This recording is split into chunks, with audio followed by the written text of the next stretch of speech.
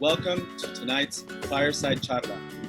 Before we begin tonight's program, we're excited to share that tonight's event is available in Spanish via Zoom's real-time translation feature.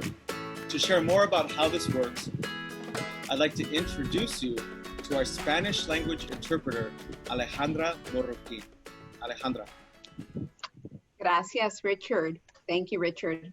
Like Richard said, my name is Alejandra Marroquin, and I'm here as your interpreter this evening, and also to push forward the idea of language justice. So you may ask yourself, what is language justice? And that is the right that everyone has to speak, to hear, and to be understood in the language that they feel most comfortable in. Right now, what we're doing is consecutive interpretation, but in a moment, we will be jumping into simultaneous interpretation.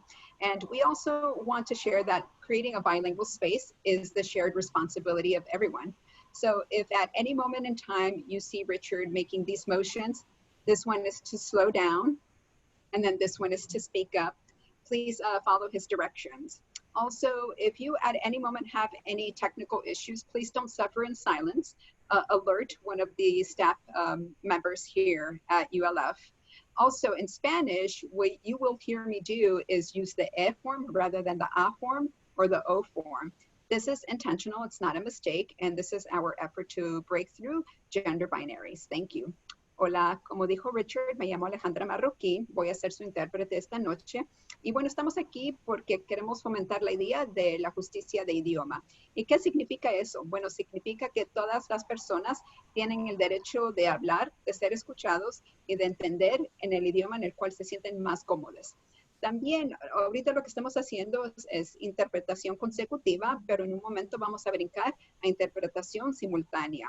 También queremos llevar la idea de que crear un espacio bilingüe es la responsabilidad compartida de todos aquí. Entonces, si usted ve a Richard haciendo este gesto, es por favor que hablen un poco más lento, o esto es que alcen la voz un poco. También, por favor, no sufren en silencio si tienen problemas tecnológicos. Hágale saber a una persona aquí de ULF. Y también, como están escuchando, estamos usando la forma de E versus la A o la O. Esto es intencional, es nuestro esfuerzo de quebrar los binarios de género. Gracias, y con eso se lo paso a Richard. Thank you, Alejandra. We'd like to thank Alejandra and her translation agency for their incredible service and innovative leadership. Jake, please go ahead and activate the translation function now. For those who would like to utilize the translation function, you'll notice that there's a globe in the bottom right-hand corner of your screen. Go ahead and press that now. Damas y caballeros, tenemos traducción en español disponible para este programa. Por favor, seleccione español en el menú debajo. Gracias. This Fireside CharLA series, brought to you in partnership with United Latinx Fund and the Latino Coalition of Los Angeles. I'm Richard Corral, Interim Executive Director of the United Latinx Fund. This online event series aims to engage, educate, and advocate on important and timely topics that impact LA's Latinx community during the COVID-19 pandemic and the current civil unrest, and how we can support the local economy. For tonight's introduction of our guest speaker, I'd like to introduce President of the United Latinx Fund, Ms. Helen Romero Shaw of the Southern California Gas Company. Helen. Thank you, Richard. It's my pleasure to introduce Ms. Alma K. Martinez. She is the city manager for the city of El Monte, and she's the first Latina city manager for the city of El Monte, and we're very proud of that. And Alma has great responsibilities. She manages a vast financial portfolio for the city of El Monte, $165 million, and oversees city employees, 300 city employees. For the last several months, she has come up with innovative responses to COVID-19 and to safeguard public health for its 115,000 residents, while also advancing local businesses' interests. She's with us tonight to discuss how these have taken shape and any challenges and victories that have developed.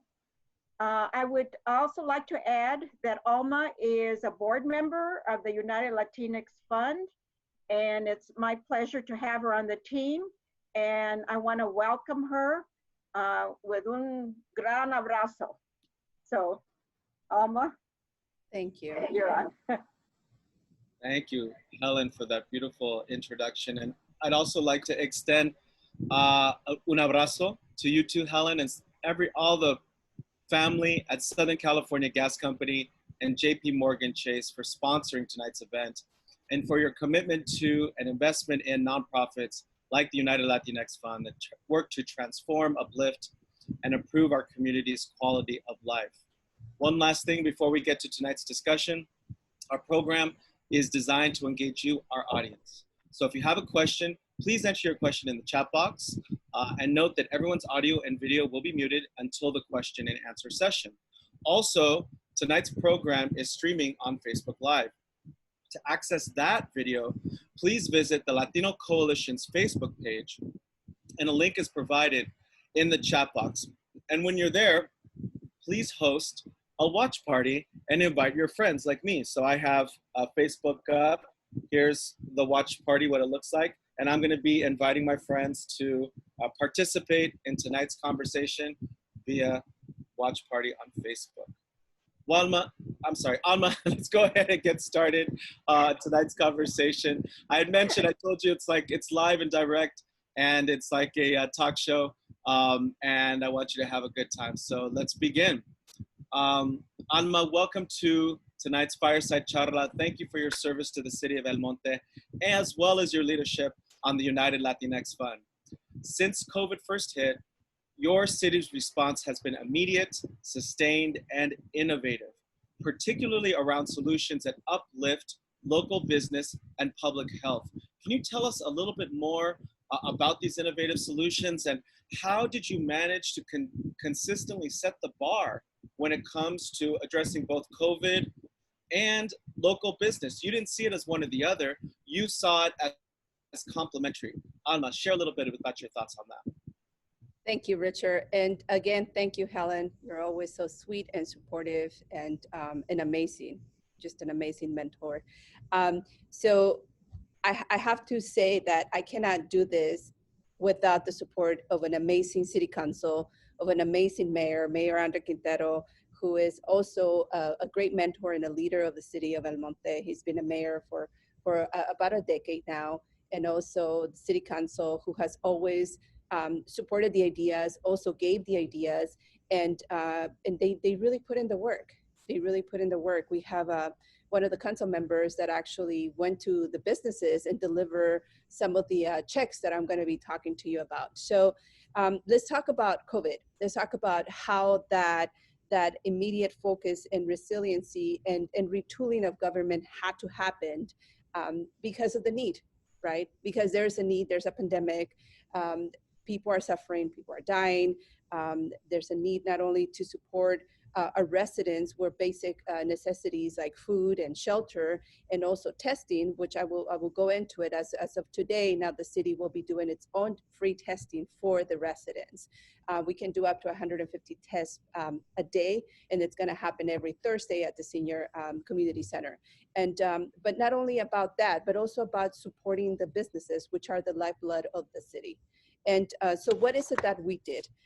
Immediately when the pandemic happened and LA County declared a state of emergency, so did the city council, right? They stepped in, and not only did they pass the eviction moratorium to protect the tenants, but we also went into full gear to support our businesses.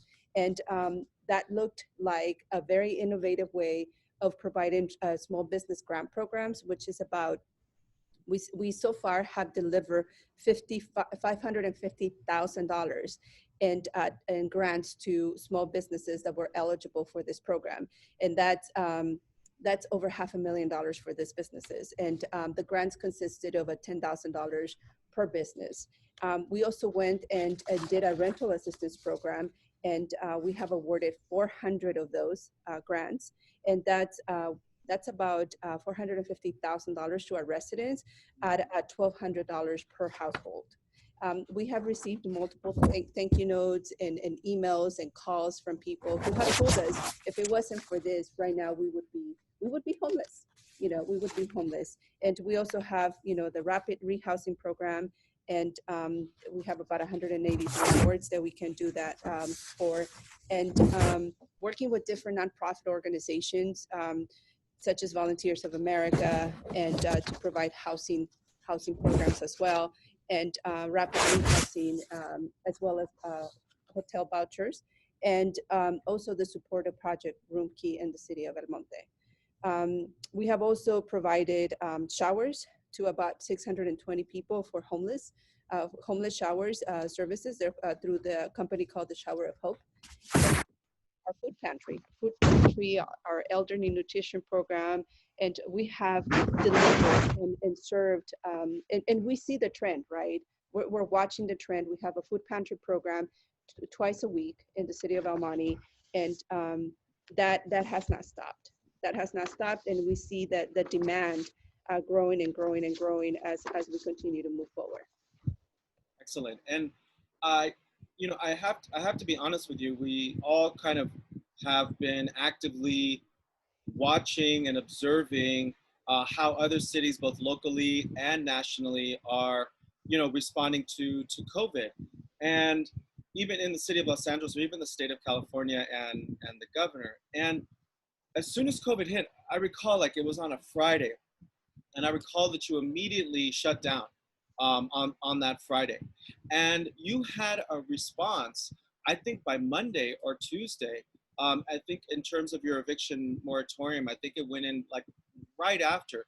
And so what I think I would like for you to share a little bit about City Manager Martinez is tell us a little bit about that foresight that you and your city council have. I mean, I know that you have been recognized at the state level and locally with various sort of municipal and trade associations, identifying the innovations that you put forth. So, other than all the sort of numerous wonderful activities that you've done, share like, how do you and your council work to be able to kind of like come up with these innovative ideas in many ways before anybody else? What's that special sauce? How do you guys do it?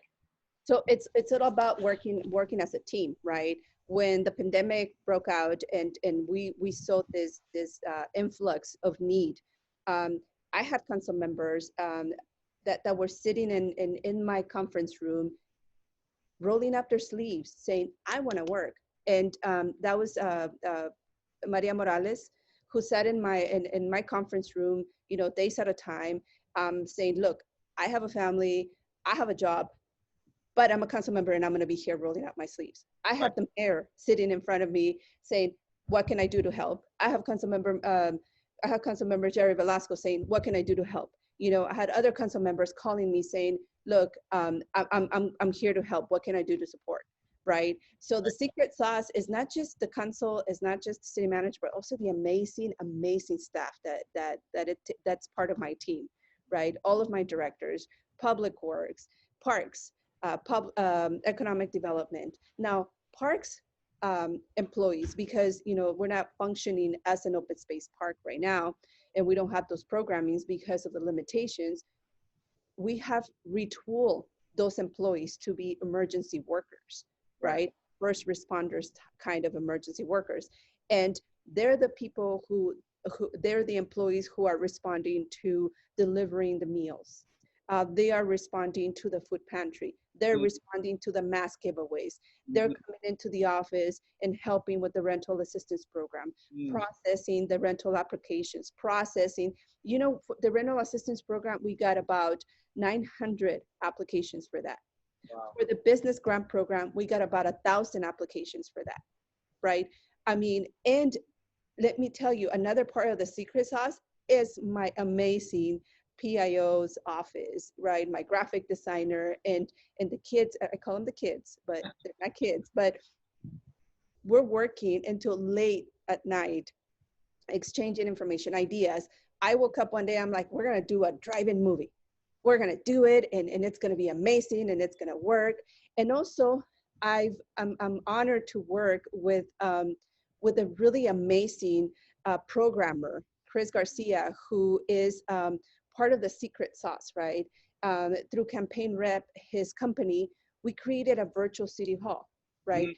So talk about a secret sauce, talk about a supportive system for and using technology to make yourself accessible to your community. And he bridged that gap of how can we reach as many community members as possible? How can we reach as many businesses as possible? So we created a virtual city hall. And that's one of the features that you mentioned. We were featured at the League of California Cities. Right. Because of that innovation. Actually, League of California Cities tested our system. They were typing to see if we were actually going to respond, because we're one of the few cities that have that live chat component, right? Like when you're shopping online and a little window pops up, how can we help you? Right.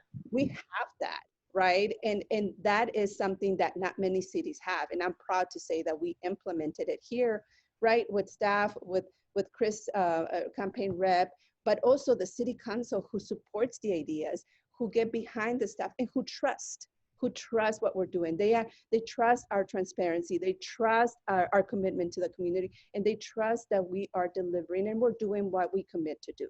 Right.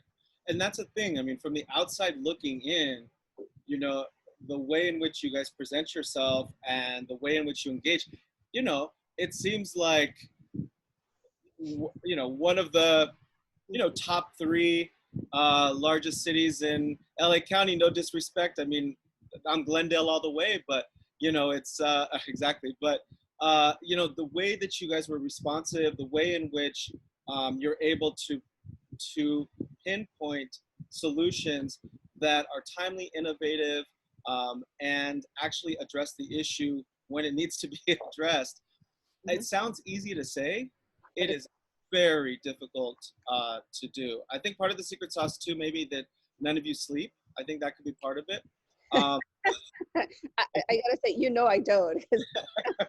Including your council, they probably don't sleep. But I know.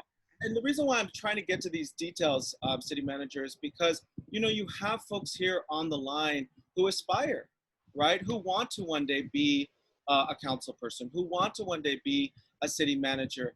And as you know, we never had anybody to really tell us, like, what does it really take? What are the steps? What do you need to have a city that can run successfully during an emergency? Right. A pandemic. Like, you don't study that in school.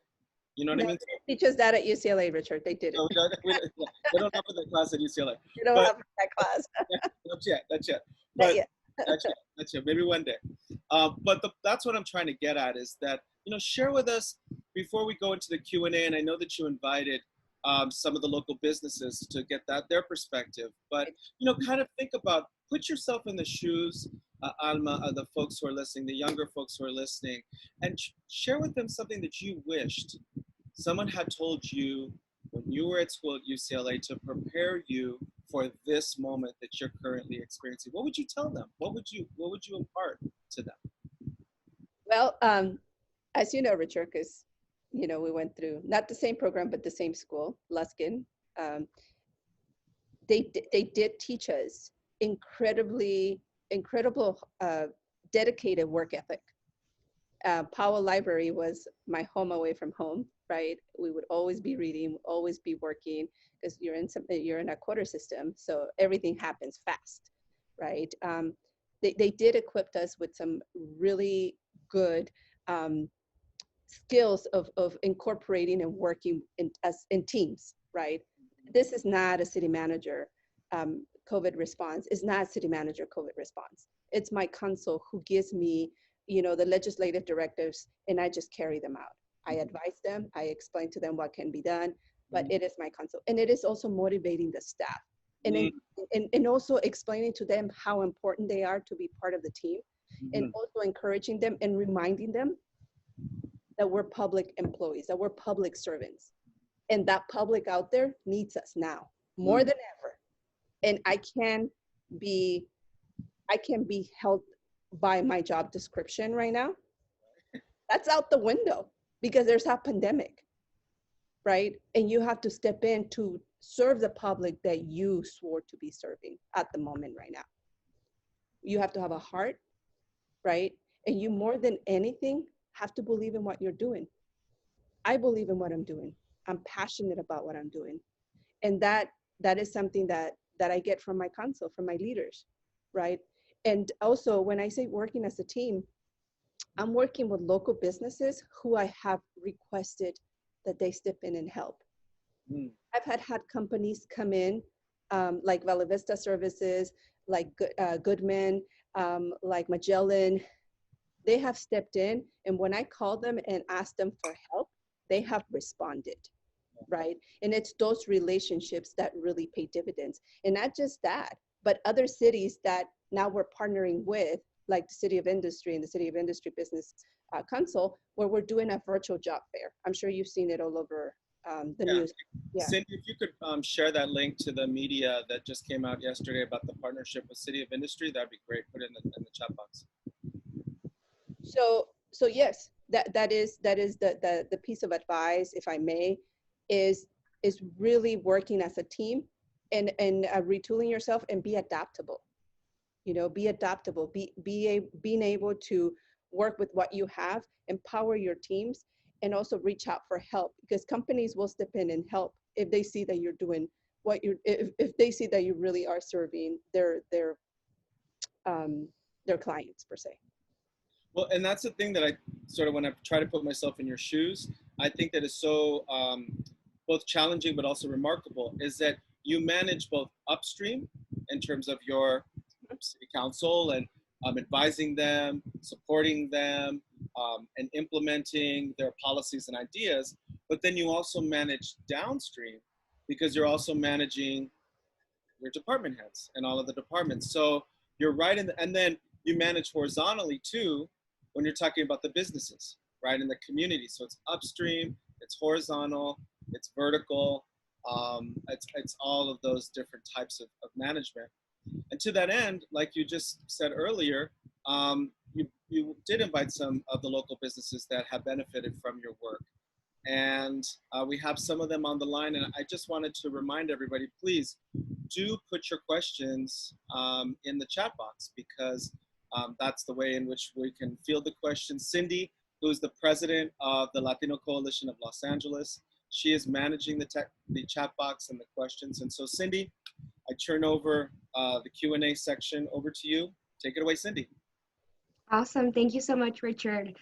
So you have some locals that joined us tonight. I have Elizabeth Martinez, and she wants to tell you that she currently lives in Temple City, but she grew up in El Monte. And she wants to know, what are the plans for the Valley Mall? She sees a lot of potential there for a great outdoor space to shop and more restaurants. So any future plans for that? So thank you, Elizabeth. And thank you for your nice comment about having a Latina leader, city manager. I appreciate that. I'm humble. So the Valley Mall, I've been working with Demba. We're turning a lot of the open space into a more welcoming space to attract more walkability into the Valley Mall. And we also have new businesses that are coming in. We have our local trash provider or waste hauler who just opened their business there so they can service that community, and that's really changing a lot of the dynamics in terms of new businesses and new facades, right? We have done the drive-in movies or movies on Main, that when people sign in, if they pay $5, then when they go into the movie, we give them a $5 food voucher and to buy at the local eateries, El Huarache restaurant, El Sombrero, and you know, the ice cream shop, whatever they want, and have it delivered to their cart, right, in a very safe, COVID kind of health standards kind of way. And that has increased the number of sales and participation. Sometimes we'll have 150 cars there, and that yields sales, right? And it's infusing folks to go into the Valley Mall.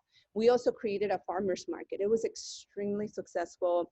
We are holding out for 2 weeks, only because of the large number of COVID cases, and we want to make sure things are getting a little under control in terms of the cases. and then we'll open up again. That's also creating an energy in the Valley Mall, and most of the businesses have expressed their gratefulness to the city for creating that kind of environment that's really getting people out into that space that's not as visited or used to be as visited before. So we're also working on a facade program to help improve the look of the Valley Mall. And yes, open, as you know, the city, Elizabeth Martinez, the city has a dine out program so that businesses who wanna have outdoor dining are able to do now, and the city will definitely work with them to make that happen. They just have to fill out some applications so we know that they're doing that. And if they're going to take some parking spaces, then we need to also account for that and make accommodations for it. Awesome, thank you. Thank you. Do we have any questions from other business community members from El Monte? Yes. Excellent. I don't see any right now, but Alma, if you can please elaborate a little bit more. I'm interested to understand more about the relationships you've had with surrounding cities. So I know you spoke a little bit about, you know, being able to have a relationship with your council members and also the mayor of your city, but how can we work, and even us in the city of LA, to really work with our neighboring cities and making sure that we're making the best out of these partnerships and really using the best practices to make sure we're all responding to this crisis together? Thank you. So I used to be an employee for the city of LA for over a decade. So I know the city of LA fairly well, and I miss it, you know, created a lot of wonderful memories, wonderful friendships. So it is a pretty, second largest city in the nation. Building partnerships starts with definitely building those relationships with other electeds and other staffers, other city managers, other companies that have connections to those cities directly. That is one way you can definitely leverage resources. In this case, let's talk about the virtual job fair. City of Industry, they're rich in companies, they're rich in employers, and that's what they bring to the table. City of El Monte, 150,000 residents, we have the employees.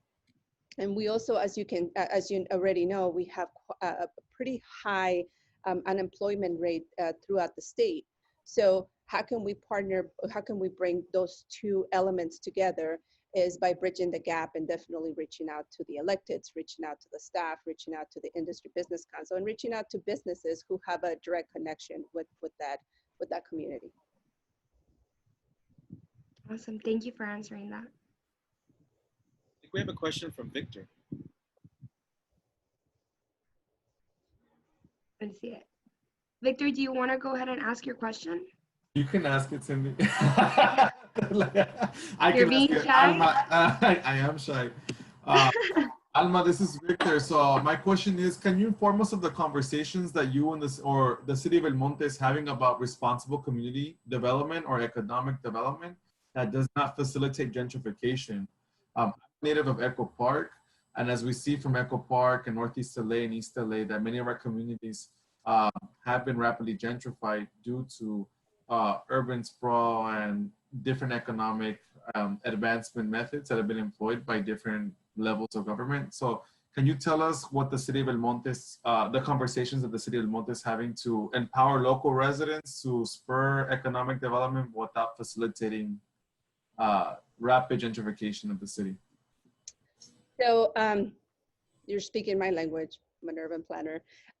So let's talk about what the City of El Monte has done in terms of building affordable housing, and definitely supporting first-time home buyers through our first-time home buyer program, and also working with local nonprofit organizations, and also reaching out to other cities to create cohorts to combat homelessness and things of that nature, right?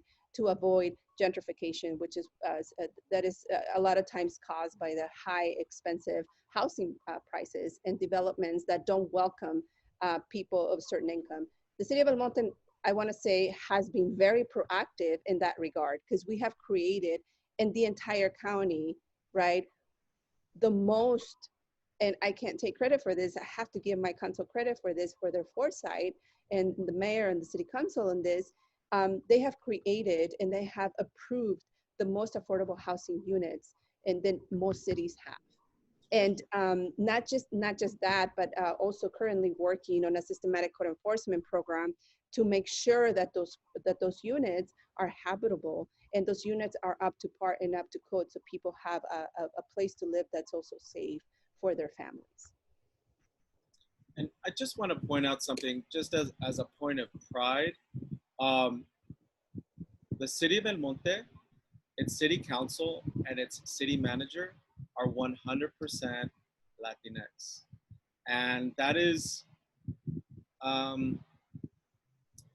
it's unusual to a certain extent, but what makes it especially noteworthy is the amount of innovation, responsiveness, thoughtfulness, and passion that this particular city is leading on. And it definitely gives me a lot of pride too, because my mom's side of the family, when they first immigrated, came and immigrated to El Monte. And we're business owners early on, bringing their craft and their trade to the United States. So fast forward, several decades, to have this conversation, to come full circle, to see El Monte being led by a 100% Latinx council and city manager, and to have it reach such levels of excellence is very, it's very inspiring. And I really hope that everyone, especially the younger folks on today's conversation, can feel that pride and appreciate what it takes. And at the end of the day, I know it sounds cliche, but it does take a lot of hard work. It does take a lot of commitment. And like you said, city manager, teamwork. You can't do any of this by yourself. So that first, I want to thank city manager Martinez for tonight's conversation. That wraps up tonight's program, but we're not done with the fun and with continuing our conversation into the mixer. So first off, I want to thank the panelists and for the rich conversation and action items and inspiration. Also, I want to remind everyone that the United Latinx Fund and the Latino Coalition of Los Angeles have launched and continue to move and advance the campaign for nonprofit resilience to ensure that local grassroots nonprofits who primarily serve communities of color can withstand the current crisis. We're up to about 1,200 signatures on the campaign. And as always, we encourage all the CharLA guests to not only sign up, but Cindy's gonna provide the link in the chat box. Take that link, go ahead and put it on your social media right now, share it, because like the private sector, and Alma can attest to this, the nonprofit sector is also going to experience some significant challenges. So we need to be proactive as a foundation that invests in nonprofits that are led by inspirational leaders like Alma and like Helen Romero Shaw. We need that leadership, but we also need support and resources, because we can't let our sector that cares and serves our community go under. So please do share that campaign, and also please tune in to next week's CharLA. It's, as you've heard me say before in the past, it's gonna be spicy. We're gonna be joined by, I always say it's spicy, but this time it's really spicy. We're gonna be joined by Los Angeles. Actually, it's in 2 weeks.